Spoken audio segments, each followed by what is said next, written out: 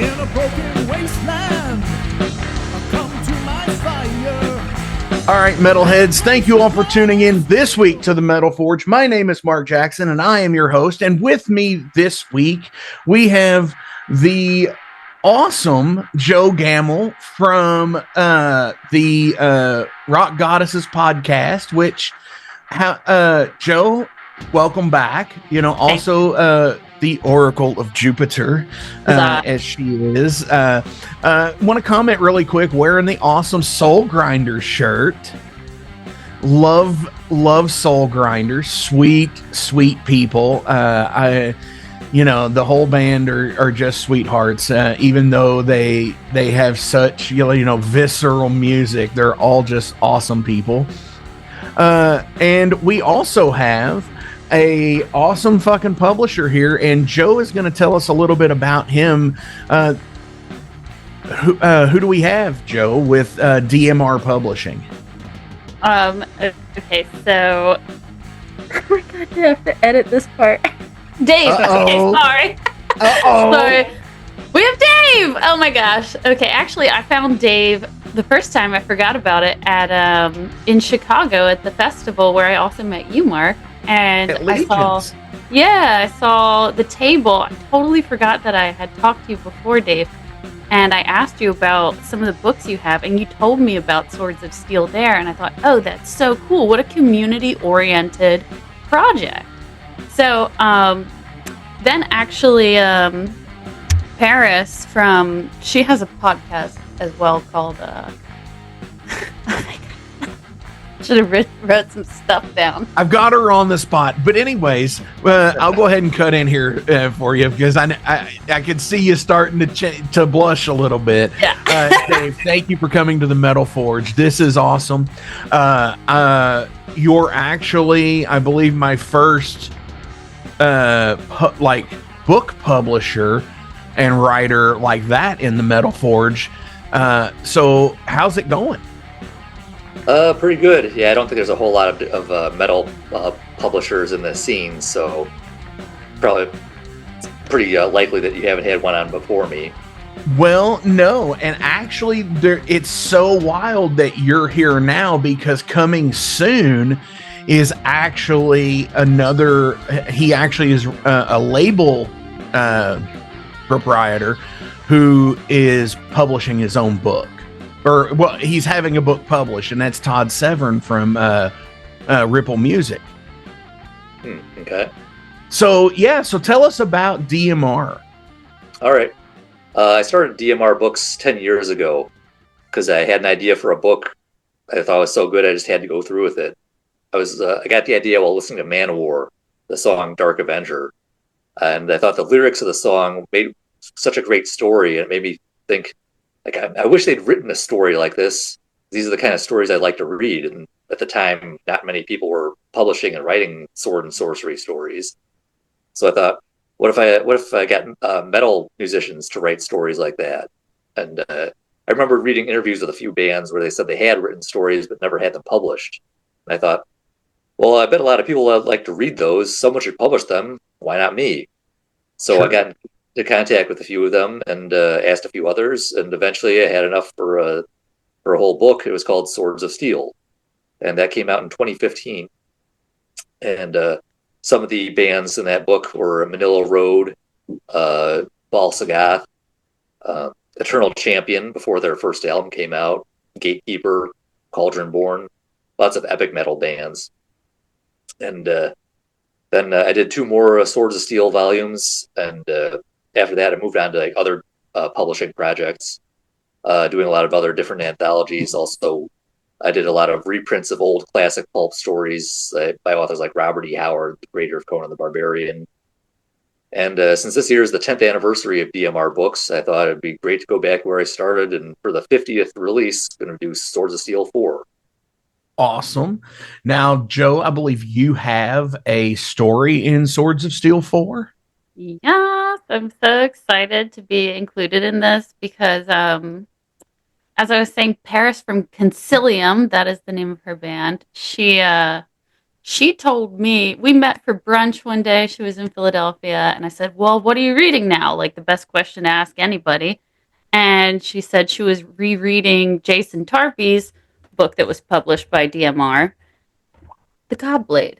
And I was like, I didn't know that Jason Tarpey wrote anything. And then I found Lords of Steel. And I was like, oh, this is so cool. And I was so excited to be included in this because I have a Substack for my sci-fi and horror writing, and I had never been published in print before. So awesome.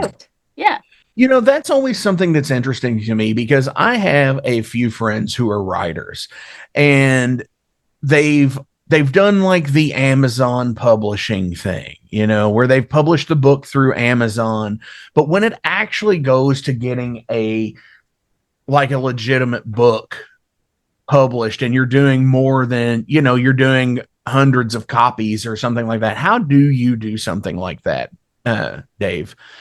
Because I know the music end of things, like how you publish music and the copyright and registration. So how do you do that when you do books? Well, as far as copyright and registration, that's really not difficult. It's actually not even mandatory. Like as soon as you publish something, it's considered to be under your copyright to you. So you don't even have to file anything for that. As far as like the printing of the books goes, when I started, I did it the old-fashioned way of going to a print shop and having them make 500 or 1,000 copies. And I quickly realized why people don't do things the old-fashioned way anymore. Because that's a big investment up front, and then you've got boxes and boxes full of books just sitting around waiting to be sold. So after a few different releases, I switched to a print-on-demand model, which is much, much better. Sure. And I think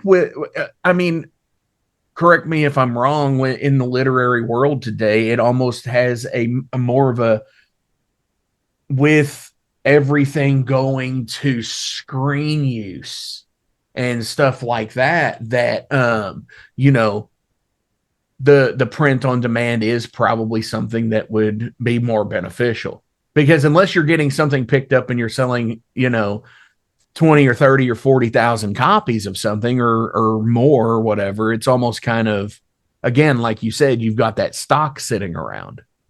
Yeah.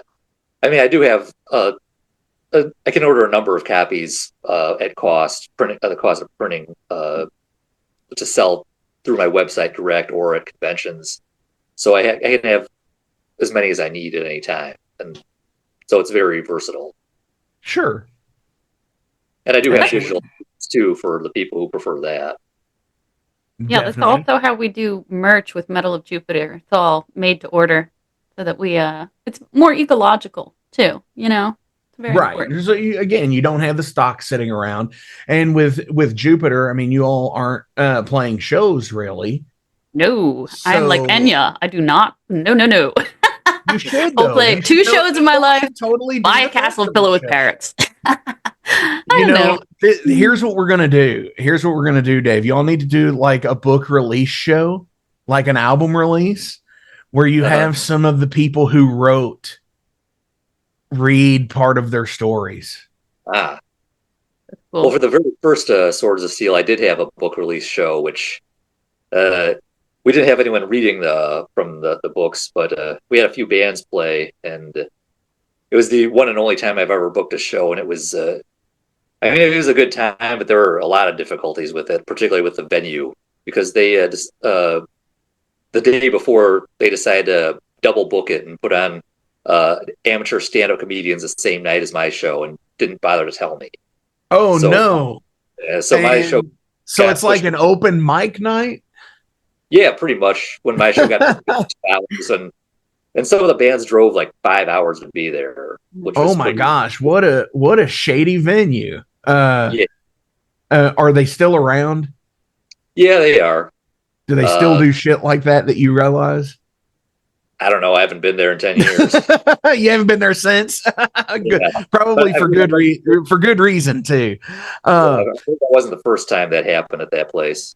Oh no, double booking is like a thing. and it is like one of the biggest abominations in music. And it really sucks when you have a venue that wants to like sandwich together both shows. I was playing a show one night where it was five. It was supposed to be three bands, and then there was a touring duo coming through, and they were like, "Oh, well, we'll book it too. It'd be five bands on a Tuesday night," and it was five different types of metal, Oh, wow. and no one showed up. Yeah. Something really cool about this collection of Swords of Steel is it's the first Swords of Steel to have female writers in it, right, Dave? Yes, that's correct. Awesome. What a wonderful thing to celebrate. I'm so happy to be part of this collection. Gotta plug it for the girls here. Yeah. Buy this No, book. you are totally right to do so, because yes. And I'm actually looking for is the book on the website right now? Not yet. So So who all is a writer in this book? Well, I've got a list right here. Hell We yeah. have Matthew Knight from Eternal Winter, Howie Bentley from Cauldron Born and Britain Writes, Joe Minicino from Doomsword, Byron Roberts from Balsagoth, Peter Salatellis from Bloodstone, Joe Gamel of Metal of Jupiter, J.P. Abood, who is currently in Viper Witch and has been in plenty of other bands. Definitely familiar with JP. D.R. Lackner from Legendary, and Sarah from Smolder, the other female author. Awesome. Yeah, I've been seeing some promo posts from Sarah's Instagram.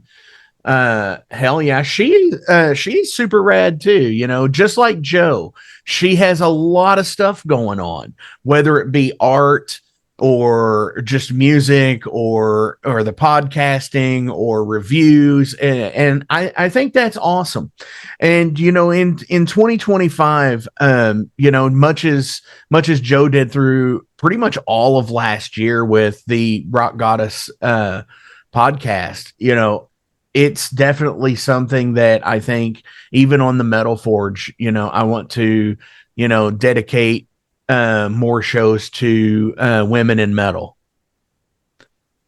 Yeah, and Viper Witch, they also played Legions of Metal, and they had Danica singing. Yeah, so I think she's still in the band too, so that's another band that has a chick in it.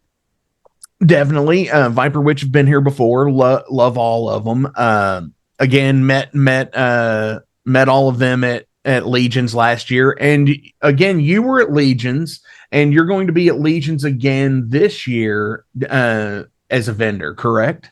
Yeah, Dave? I've been there every single year.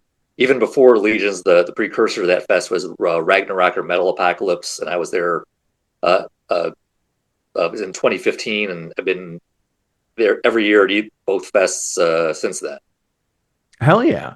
And and it does take awesome vendors and stuff like that at big shows like places like Legions of Metal to come in, and I think it completes the experience. Yeah, I'd agree with that. I remember going to like Ozfest and stuff back in the day, and them having like the vendors at Ozfest, and it'd be like all these different record labels for the bands that were on the show, and they'd be handing out sampler discs and stuff, or koozies, and they would be have some albums for sale and whatnot, and it was always kind of cool. I've always wanted to set up at a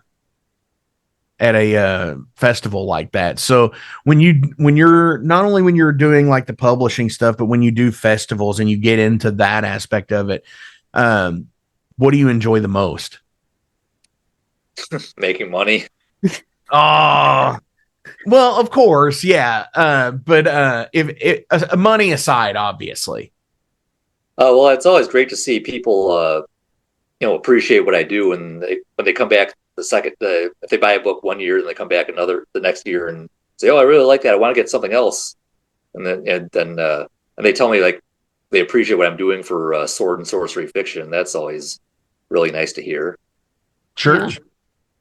Well, yeah, because just as and here's the cool thing is like, I read Dragonlance novels when I was younger in my teenage years and stuff like that, and it's always cool to hear the mythos of like, say, like the Margaret Weiss and Tracy Hickman novels they were actual campaigns that they played in D&D, like the R.A. Salvatore Dritz series is the same way. It was campaigns that they played in their game modules.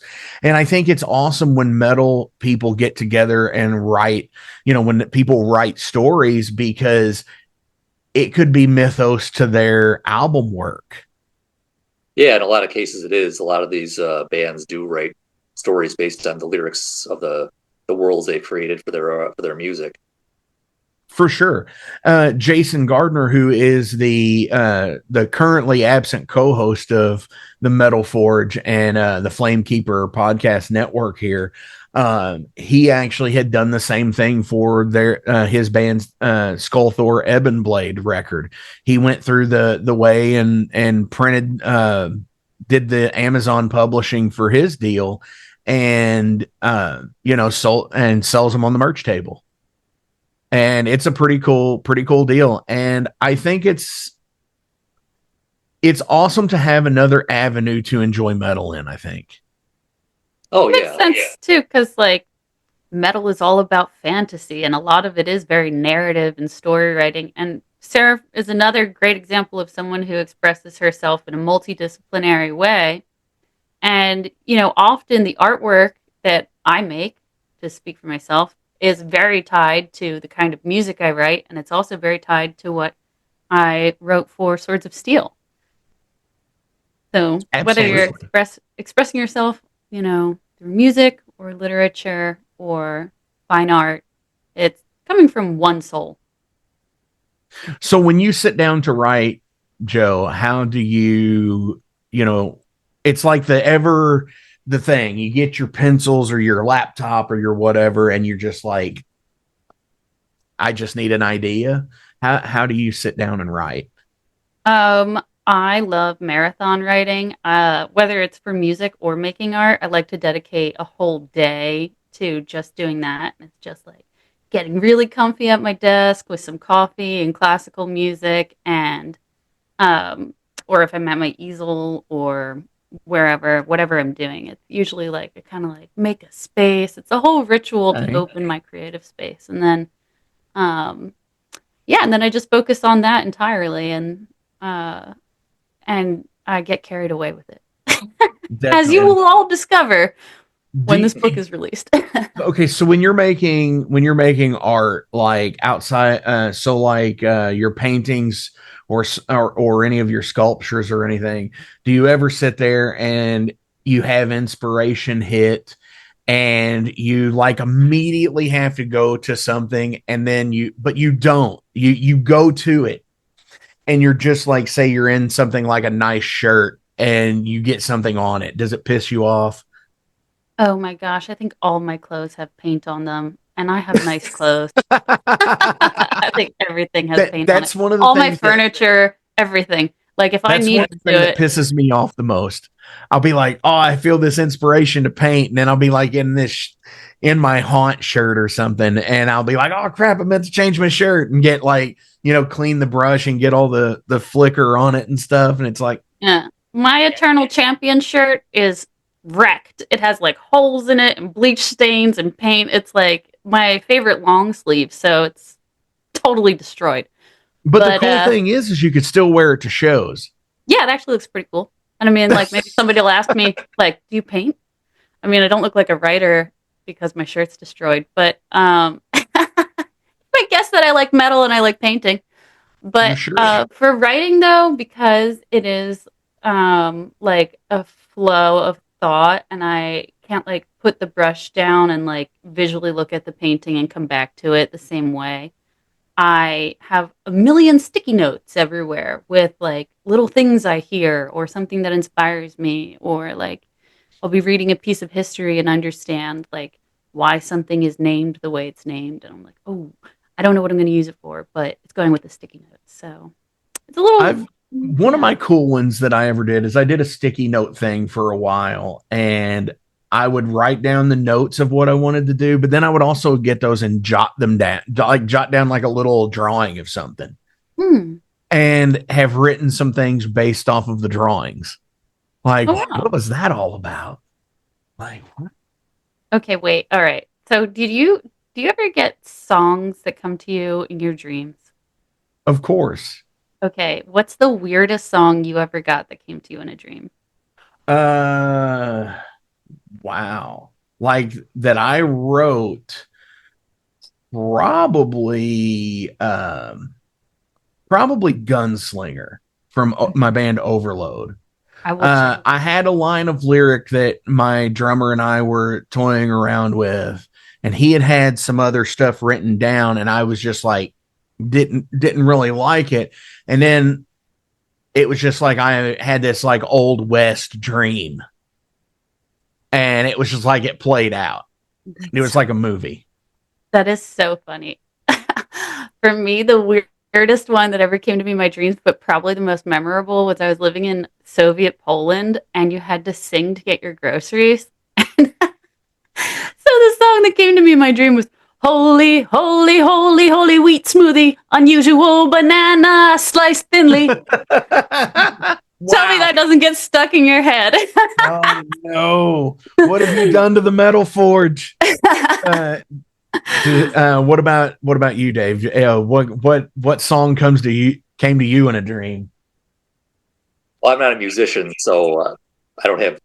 You don't have a song that showed up in your dream and you were just like, yeah.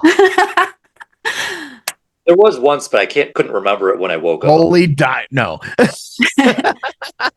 Well, maybe like a idea for your business, for your publishing business. Has that ever happened?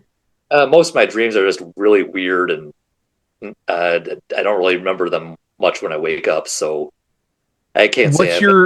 What's your since we're on the topic of dreams here, and this is a conversation based podcast, and we often derail. What is your most frequent reoccurring nightmare? I don't really have one. The more problem is I have insomnia, so that's not a bigger thing. Which is a nightmare in itself. Yeah. Because I don't have insomnia, but I have had where, you have that, like, where you just can't turn off. And you sit up for like 2 or 3 or 4 days straight. And and it is crazy shit. Now, I mean, I've only had that happen a few times in my life. I haven't had it that bad, but there have been plenty of nights where I only get like 1 or 2 hours sleep. Mm-hmm. Last night was one of those. Oh. Now, when that happens, what do you do? Do you just lay there? Do you try to be productive? I mean, it depends how I feel. Sometimes if there's something like really needs to be done, then I'll get up and I'll do it. Other times I'll try to try to wait it out. Like maybe I'll fall asleep soon enough. Last night I just got up and walked around, try to tire myself out. Mm-hmm. Yeah. Back to the nightmare thing, Joe. What's your most frequent reoccurring nightmare? For years, I had one where I was standing on a beach with a really high, like, sand dune behind me, like a cliff sand dune, and I could see a tidal wave coming to the beach, and everybody was trying to climb up the sand dune, and nobody could. And then it used to like come grab me in my dream and flip me around, and I surf just for fun. I'm not going pro. But just to clarify before somebody asked me to play a show live or go pro surfing. Anyway,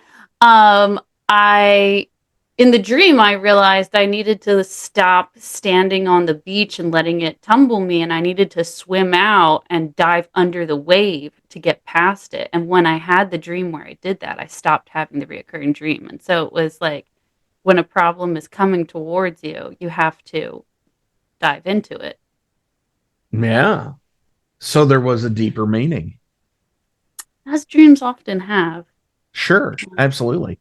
Mine, I don't really have any now, but when I was younger, and I say younger meaning like from about the time that I was like 8 or 9 to about the time that I was like 15 or 16, I had this weird dream where it was just like this crazy, like Terminator-esque apocalypse, but instead of the Terminator, it was like imagine Terminator, like the endoskeleton, but only it being like Transformer size, like super freaking big. And like I remember like my family being in the dream and everybody's like running and shit like that. And it's like this crazy fucking weird assault on Earth. I mean, if you drive a Tesla, it's probably coming soon. So I don't know.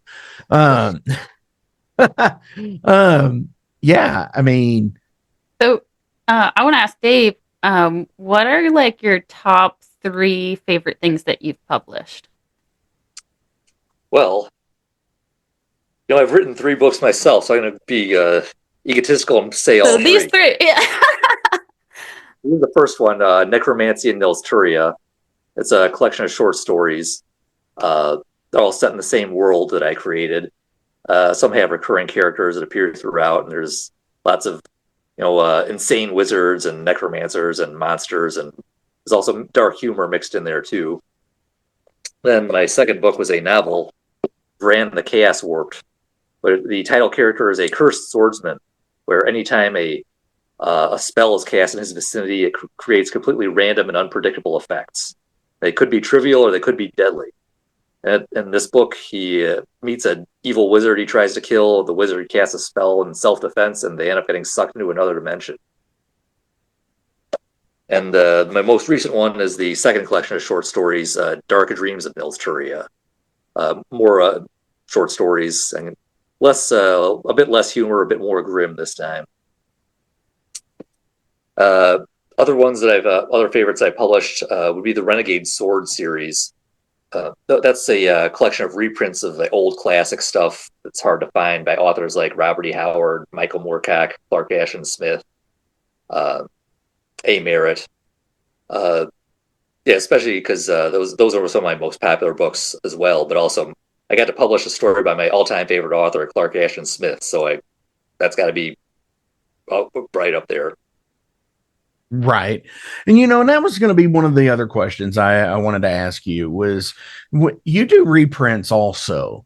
So how does that work? I mean, I'm assuming it's just like music for the example where you do a cover song, you have to acquire the rights to do it and so on and so forth. Would that be about the same? What you have to do is get in contact with the author or their estate if the author is dead, which is a lot of cases, considering how old the stuff I publish reprint is. A lot of them are deceased. So you either have to contact an agency or the estate and just make a deal with them. And there are some cases where the stuff is in the public domain, so you don't have to do anything. Sure. And and I want to like seriously give you a massive shout out for that Oh, thank you. because that is fucking awesome. Because when you are reprinting those stories, say they are from, 100 years ago or 75 years ago, and yeah, where that might be in public domain now, but even getting a fresh print of something like that is awesome because it keeps it alive. And, you know, just as much as Audible and stuff is out there, say like for like Edgar Rice Burroughs and stuff, keeping that stuff alive, it's just the same, keeping even the authors that didn't get super recognition like those, keeping their work alive is just as important as it is, a Frost or a Hemingway or Ayn Rand or anybody. Oh, yeah. A lot of these are still worth reading today, so we got to get it out there. For sure. How do you? Go ahead, Jay. I'm so bad at this. I'm taking over your podcast. No, it's cool. How do You're you kind choose? of co-hosting. Yay! How do you choose your cover art? What's the question? How do you choose your cover art? Because it's always really good. Oh, thank you. Beautiful Yeah. painting. She's reading my mind because I was just looking at the all releases tab on the website and going through the cover art and seeing like my favorite is some of the older stuff like the Sapphire Goddess, or the Thief and Fourth, Warlords, Warlocks, and Witches. Those covers to me are like so cool because they've got some of like the 50 style artwork and a 30 style artwork on it. Well, the first two you mentioned, Sapphire Goddess and the Thief of Fourth, those actually are covers from the 30s because those are reprints of Weird Tales magazine. So I use the cover art as well. When I'm doing a book with a new cover, well, there's a few artists I use, and I'll pick a scene from the book that I think would be a good striking scene and send an excerpt to the artist and tell them what I have in mind, and they do their work and you see the result. Hell yeah. When it comes to curating a book that you're working with multiple people, obviously I'm sure you take submissions and you have your people that you reach out to. Has there ever been, you don't have to give any names, but has there ever been anybody that you've personally reached out to and we're just like, this is going to be so good, and just get it and it just be like, what? And it's almost like you don't you don't want to use it. Has there ever been an experience like that? Fortunately, no. Oh, thank you. No one that asked for a story has sent me something that is unusable. There are people that have invited themselves that have sent me stuff that I was not up to standards. But yeah, I would feel like an asshole if I said, "Hey, you write this for me," and then they put all that effort into it, and then I tell them, "Sorry, this isn't going to work." Yeah, it's almost like you have to play publisher at that point. And, well, I mean, it's I'm a publisher. I can't play it. I got to do it. Yeah, you gotta, because if it's not up to standard, it's not. And I think that's one of the things in the music scene, just as much as in publishing, I'm sure as well, is there is a really good grasp, especially in like the new wave of traditional heavy metal scenes and the power metal and doom scenes, and they all kind of fit under the same blanket these days. But I think there is a kind of like a standard that everybody knows that like this, if what cuts it and what doesn't with the music scene. Yeah, I mean, I can only speak for myself. I don't really know what other people feel, but I mean, my standards are pretty high. Anybody who knows me knows I'm very picky. So there are a lot of bands out there that I don't think have much going for them, but everyone else loves. So it doesn't make me think that there's a lot of people who are as picky as I am about that. Right. I could see that. I've definitely enjoyed reading other musicians' writing because it's kind of a peek inside of people's brains. Bands are a collective effort, but writing feels like a much more solo effort. Although, like, if you have someone helping you edit, then that's super helpful. And I guess that's more collaborative. But it is fun to see, like, inside of the writer or the musician's brain. So I think for fans of the music, it's a cool way to like kind of get to know people in a new way outside their music. Yeah, do you feel like absolutely. that happens to you, Dave? Do you feel like you get to know people through their writing? A little bit, I guess. You learn like one certain aspect of them. I mean, it's hard to know anybody really. I've learned that in my life, even if even if people you think you know well, you don't know everything about them. So That's true. when you read their Yeah. writing, that's you get a little sliver more of what's going on in their mind. Makes you wonder true. if what they wrote is like just for the story, or if it's based on a personal experience, or it's their own viewpoint on something. Yeah, you can't cross the same river twice. Everyone is Sure. always changing. Very That's much. not my original thought. I read that somewhere. I don't remember who wrote it. Have you ever approached a writer and been blown away and keep wanting to reuse and go back to them? Oh yeah, I mean, some of the authors in Swords of Steel, like in the current one, Volume 4, there's plenty of people who were in Volume 1 that have been Okay. they were in all three of the original ones also, like Howie Bentley from Cauldronborn, and Byron Roberts from Bal Sagoth, and I've published other stuff by them as well.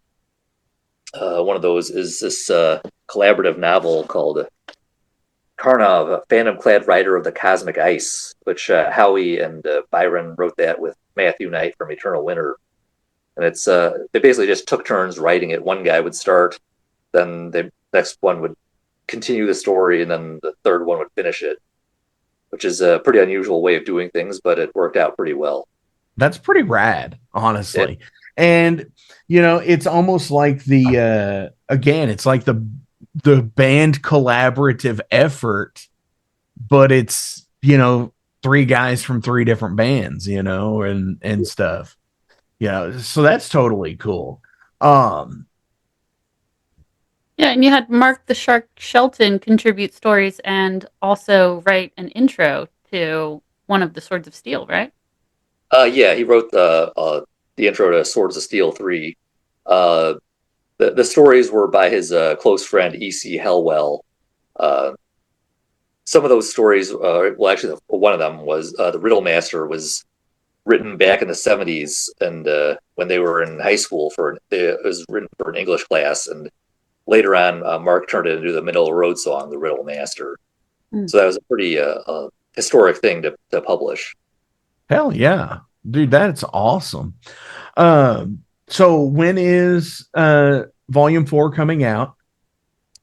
That'll be out in early April. Awesome. And you can get copies through the website, I'm assuming? Yeah, you can. They'll be on DMRBooks.com and also on Amazon. If it's DMRBooks.com, I only ship to North America. So for the rest of the world, you'll want to go to Amazon. There you go.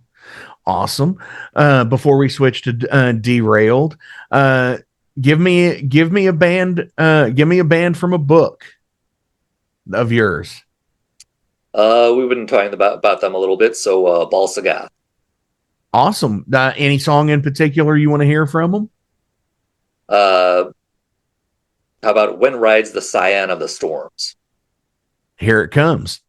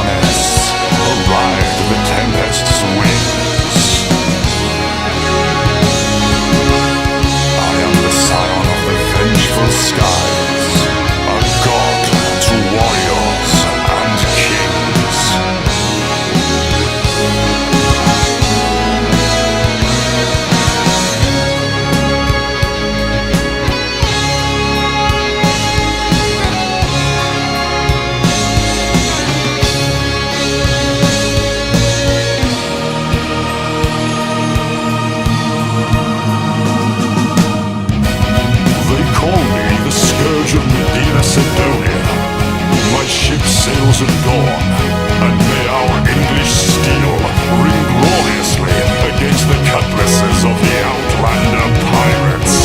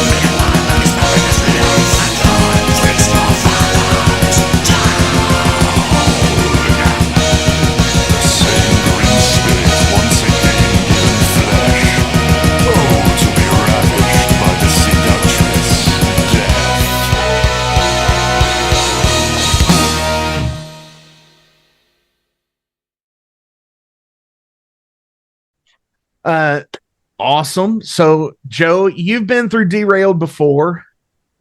You've got the general profile questions, whatever general profile questions, whatever that is. I don't even know what that is. I just say it.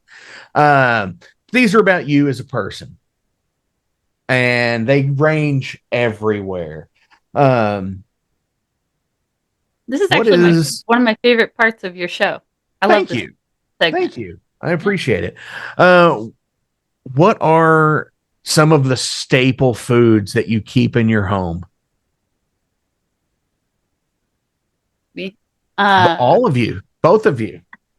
Feel free to jump in whenever. Oh my gosh, it's so health oriented. You are. Okay, like apples. You're like stuff. super fit. You're insane. You're like, you go to the gym, you rollerblade, you surf, you're just like all over the place. Like you like run everywhere. I can't get it together. I gotta do everything. So much fun. So many sparkly things around me. Sure. But anyway, okay, so my parents got me a nut milk maker, and I'm not really like a nut milk person, so I wasn't really sure if I was gonna use it, but then I tried it, and it like says hello when you turn it on, and it's amazing. I've been making this almond, walnut, lavender nut milk for my lattes in the morning. It's so extra. Like, I have the espresso machine and the nut milk maker. So over the top. Anyway, so that's probably the most interesting thing in my kitchen. I was not expecting that. And, that is totally metal of you. Thank you. It's metal if you say it is. I just know that I love my nut milk maker, too. I was accidentally calling it a nut juice maker. Nut juice maker? A nut juice maker. It's a nut juicer. Anyway, it's not. I see. Why do that could be? And this is so ridiculous. This is so ridiculous because you could probably start an OnlyFans based on that. Just using that Joe's nut juicer, and like, I guarantee fucking weird metalheads would be into it. Just like, and it's a latte, surprise. And it's a latte. What'd you say, Dave? Just from the title alone, that's going to get attention. Yeah, exactly. I mean, $1 million ideas. That's $1 million idea. Okay. All right, Dave. Dave, what's something that's a staple in your home for food that you've got to have at all times? I stay pretty healthy. Try to. I got a lot of apples, bananas, carrots, chicken. Nothing too exciting. I'm pretty not very adventurous when it comes to eating. You don't have like the crazy. You don't have to have like ghee or anything. Something like some crazy. What's that? You said you didn't know what it was. Yeah, it's like clarified butter. You use it in like Indian cooking and stuff. A lot of recipes use it, but yeah, I'm like, let me jump into the into the Metal Forge cookbook here. Maybe we have a publisher. I'm not as bad as Bob Byrne, one of the promoters of Legions of I Metal. love Bob.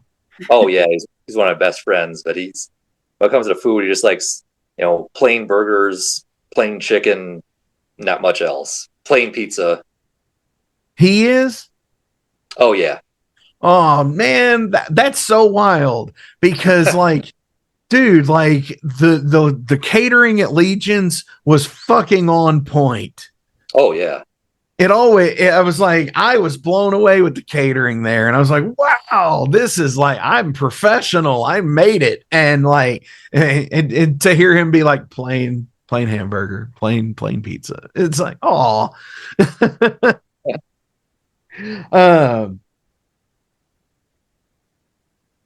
Have you ever played Bloody Mary? Played Bloody Mary? No. Yeah. Do you know what that is? No, I don't. Then that means no. That's a weird one. Let me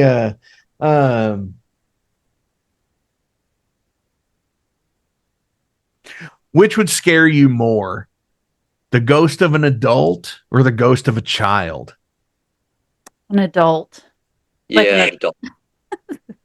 Really? Like you think Casper wouldn't freak you out? Well, Casper's friendly, so no. Well, he is, yeah. I mean, like I just think a tortured adult probably did it to themselves, and that's why they're a ghost. But a tortured child is just like a sad situation. So I would be scared of like whoever tortured themselves to the point of like not being able to leave this realm. ooh, very good. So yeah, that would be An adult might be more vengeful than a child and want to take it out on you. especially, oh man, now we're talking like getting into like Beetlejuice, like getting into like living into it, having to live in a house for 125 years or something, and wanting to kick the new people out because you don't like them. Yeah. That's wild. Like I don't know. I mean, yeah, it would probably be more of a sad situation because the ghost of a kid not being able to be there, but like the adult being like, the real bastard that's haunting people. Yeah, that's kind of a tough call for me. Yeah, I mean, Because once you're an adult, like, don't you want to let go of this world and move on? Like, a child doesn't know how bad it is yet. sure, that's true. That's very true. Yeah. Like, what makes you want to stay here?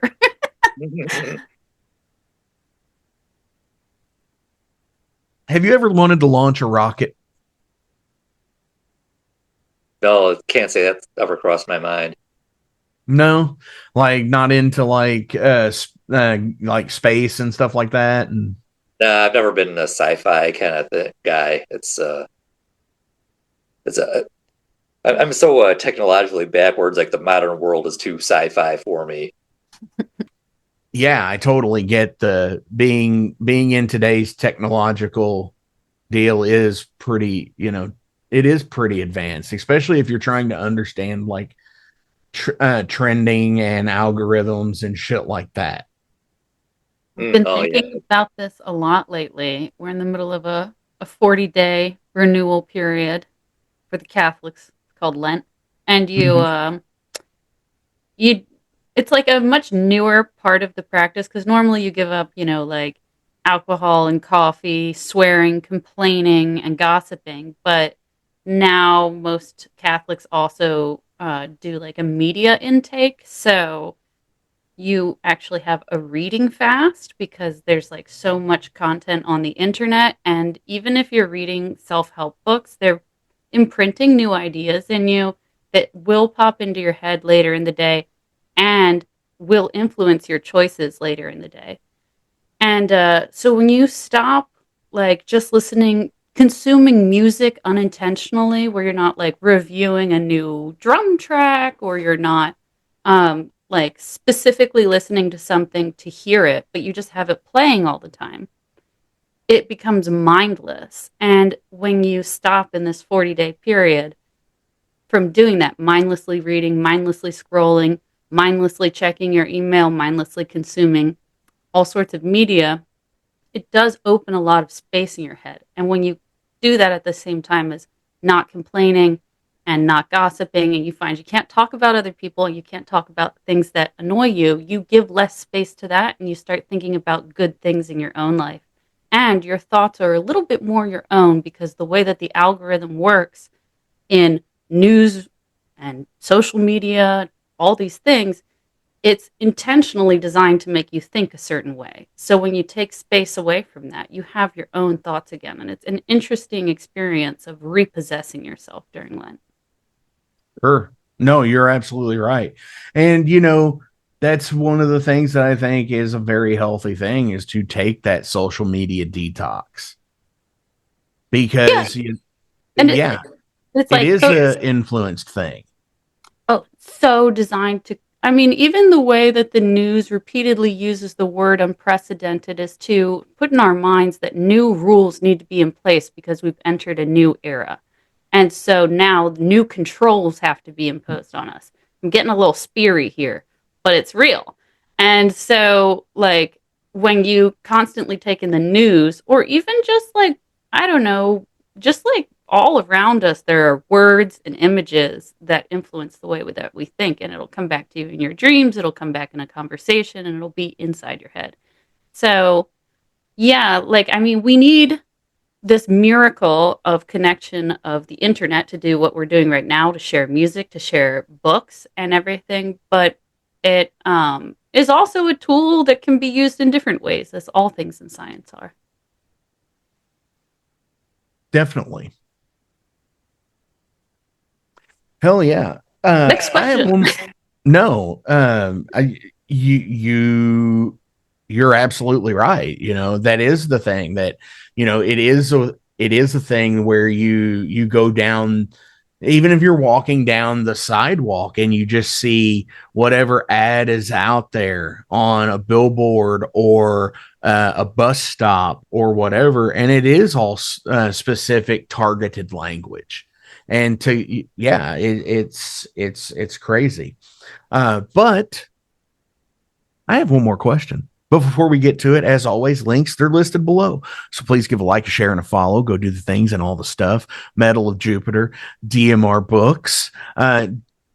Dave, do you have any shout outs you would like to give to anybody today? Or anything else you'd like to promote?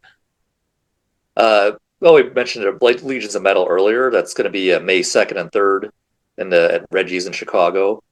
I'll be there, but that's not the drawing point. They're drawing big draws: Crimson Glory and Toxic Holocaust and Heathen.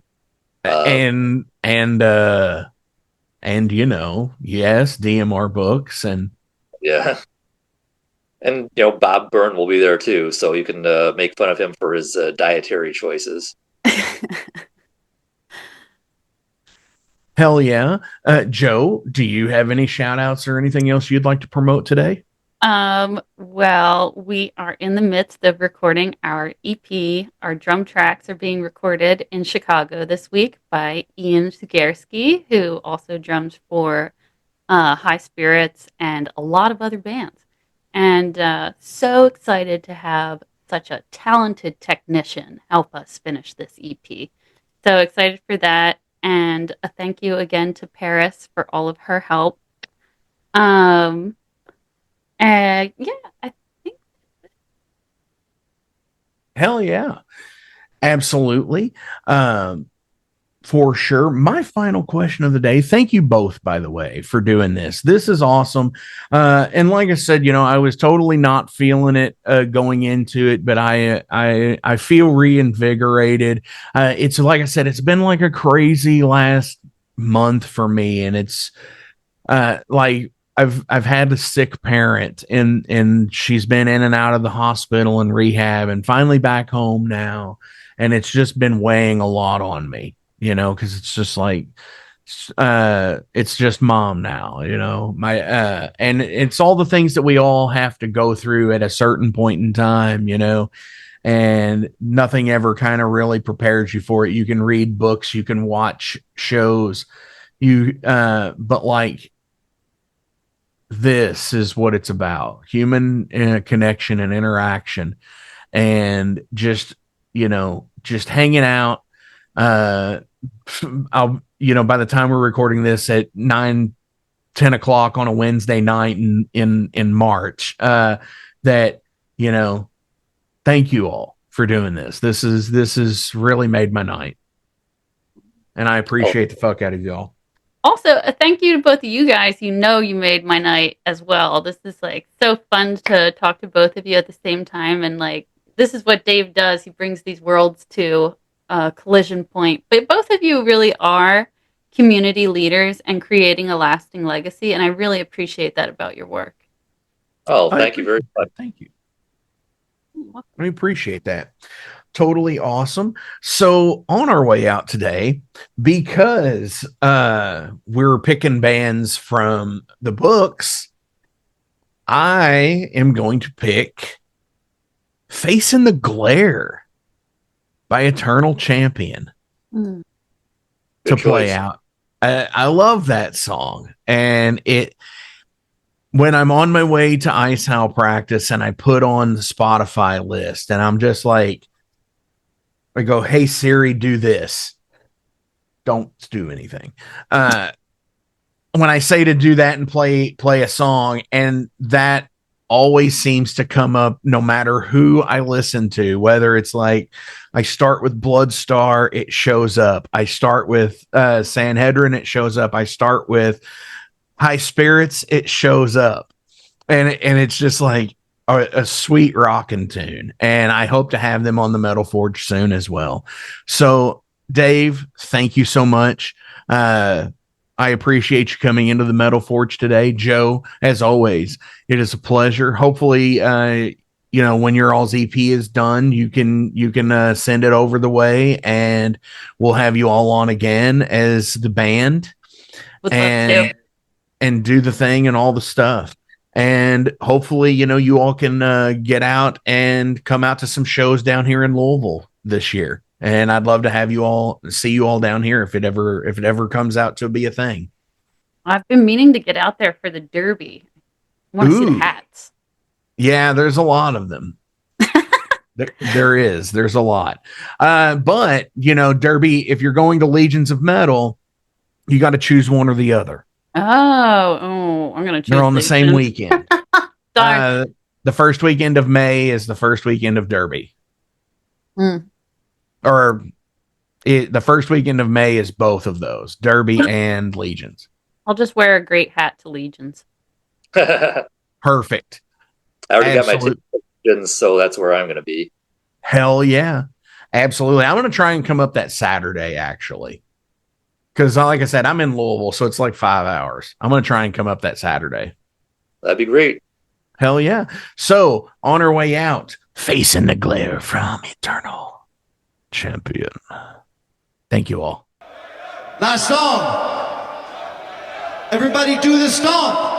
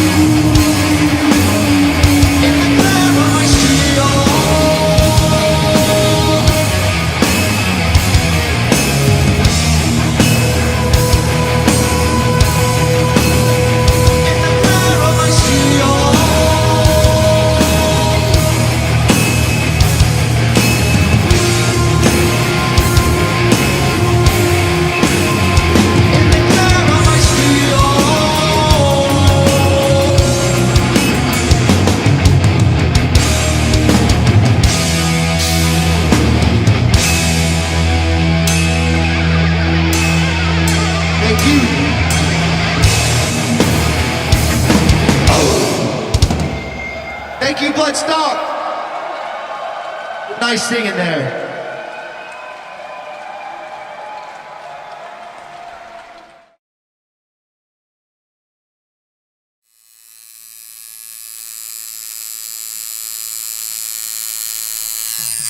Hey metalheads, you like tattoos? Of course you do.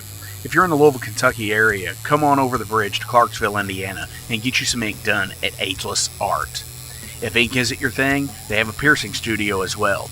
Visit agelessartclarksville.com to see some frequently asked questions, meet the staff. The shop is open Monday through Thursday, 12 to 8 p.m., Saturdays, 12 to 10 p.m., and Sundays, 12 to 6 p.m., all appointment-only spots. You can set up your appointments by phone at 812-283-1793 or email agelessarttattooandpiercing@gmail.com and someone will get you set up for your first or your next tattoo or piercing.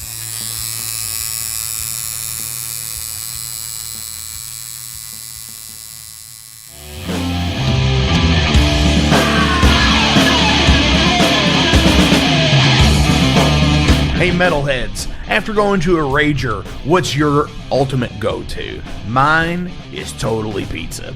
So when Overload is playing or I'm promoting the Metal Forge live showcases or the big goddamn metal show, I go to Pizza Donisi.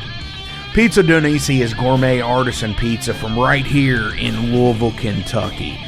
It features things like the pizza of the month, the sandwiches, and also vegetarian and vegan options, which is so totally fucking cool for all of it's awesome pizza. You definitely want to go. Hey, and also from time to time they do cannolis. Oh, so fucking good. You know what they said, man? Leave the gun, take the cannoli. Yeah, just like that in Godfather. They're located right next to the Mag Bar at 1396 South 2nd Street. So either stop in or call in at 502-213-0488. They're open till midnight. The witching hour.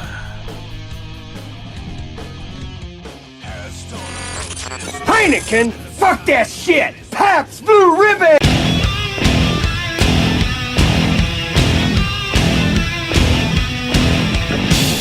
Hey metalheads, you all hear me talk about Mag Bar all the time. It is the home to the Metal Forge live showcases and is an integral stop in the Ultimate Underground Metal Tour schedule. They obviously feature live music, but the Mag Bar also has daily specials like Pint and Slice Night on Tuesdays with Pizza Donisi. But they also do Bring Your Own Vinyl on Thursdays with DJ Kent Jackson, and Finer Things Sundays. Located right next to Pizza Donisi at 1398 South 2nd Street, open 3 p.m. to 4 a.m. 7 days a week. Get your asses out to the Mag Bar. Rock out.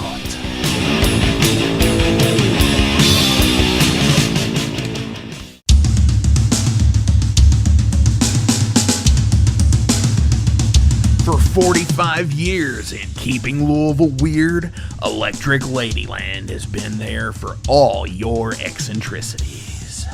While they do offer the best smoking supplies out on the market today, there's a whole lot more to check out. From ashtrays and blacklight posters, to records, incense and burners, and items to stock your metaphysical supply.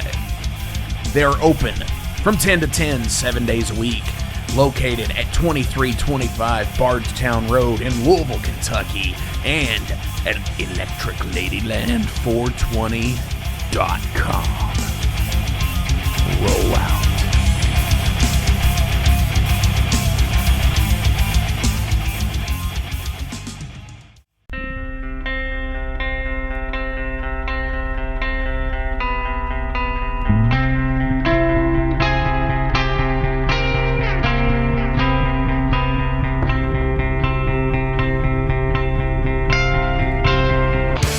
In 2017, one man's vision and passion for all things metal started out as a record store in his house. Years later, the fight against a mainstream empire continues as Shade Beast. an independent metal collective and online store based in Athens, Georgia, is the world's premier heavy metal brand for music heads that value authenticity over the mainstream acceptance. Featuring original t-shirts from some of the best underground artists, as well as stickers, posters from the Shade Beast Presents concert series. Unique, one-of-a-kind collectibles and small curated selection of vinyl and cassettes from the masters old and new. Visit shadebeast.com and enter promo code SithLord for free domestic shipping on your first order, whether you're a new customer or returning. And be sure to join the Shade Beast social groups on Facebook and the interwebs to keep up with the new release announcements and talk all things metal and Star Wars. You'll never find a more wretched hive of scum and filth.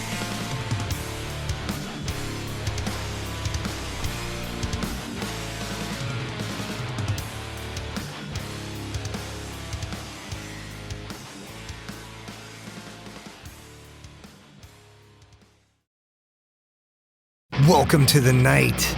You think you know Night Demon? Then the Night Demon Heavy Metal Podcast is for you. Step into the darkness as we peel back the curtain to give you an unprecedented, all-access look into the mind and the heart of the demon. We're talking band history, song analysis, studio anecdotes, stories from the road. It's everything a diehard Night Demon fan could want and more. This is the only place to learn the inside scoop, the deep dive trivia, the untold tales from the band members themselves and those closest to the Night Demon story. Need more? The Sacred Night Demon Crypt will be pried open to reveal demo recordings that have never before seen the light of day, all with in-depth commentary by the band and the people who were there for the writing and recording process. This is a gold mine, a treasure trove of all things Night Demon. Head over to nightdemon.net or wherever you listen to podcasts.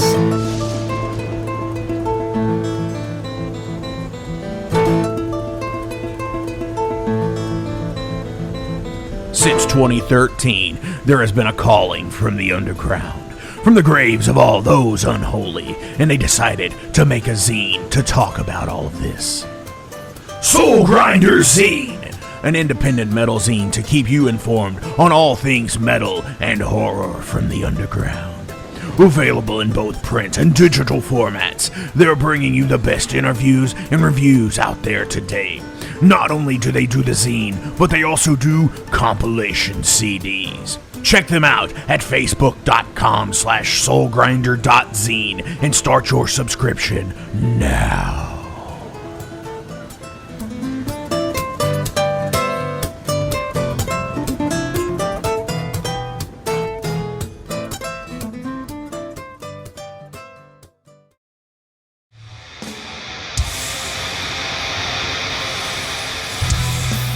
Hey everybody, let me tell you about the new sponsor to the Metal Forge, Unchained Tapes.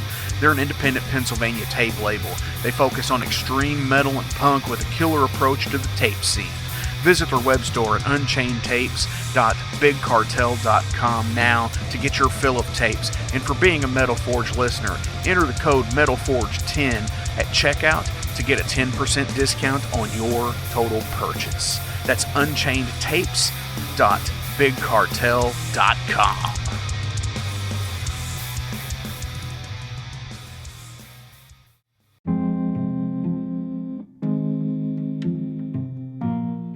What's up, Metal Forge fans? This is Alan Bishop, the alchemist of Indiana's Black Forest and head distiller at Spirits of French Lick. Do you find yourself drawn to the unexplained, fascinated by the Fortean, or enchanted by the paranormal? If the things that go bump in the night resonate in your mind, then tune into my brand new podcast, If You Have Ghosts, You Have Everything. Featuring first-hand accounts, collected stories, interviews, history, and speculation related to all things not of this world. Available now on Anchor, Spotify, Google, Amazon, and more. Set back, relax, and remember, if you have ghosts, you have everything.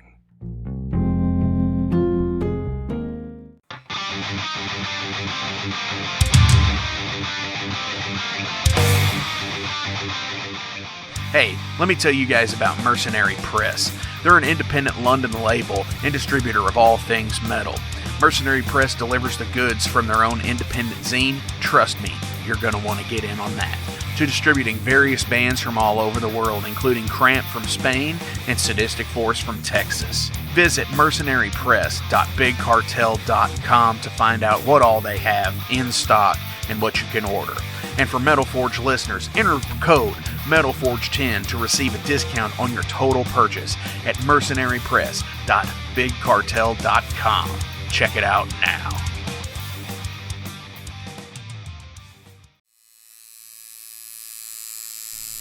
Hey Metalheads, it's with great pleasure I get to tell you guys about a new sponsor to the Metal Forge, Ageless Art, New Albany. After 20 years of owning and operating Ageless Art in Clarksville, Indiana, Phil Garrett had a vision for a new type of tattoo studio. Something that is clean and modern, sleek, refined, inviting. And he's done just that with Ageless Art in New Albany. You can find it at 2736 Charlestown Road, New Albany, Indiana, 47150. Business hours are Monday through Saturday, 11 a.m. to 7 p.m. Sundays are 12 to 6. All sessions are appointment only, so give them a call and go get you some new ink. Or if it's your first time, go get your first one, baby. In a broken wasteland, come to my fire and place your blood and steel upon my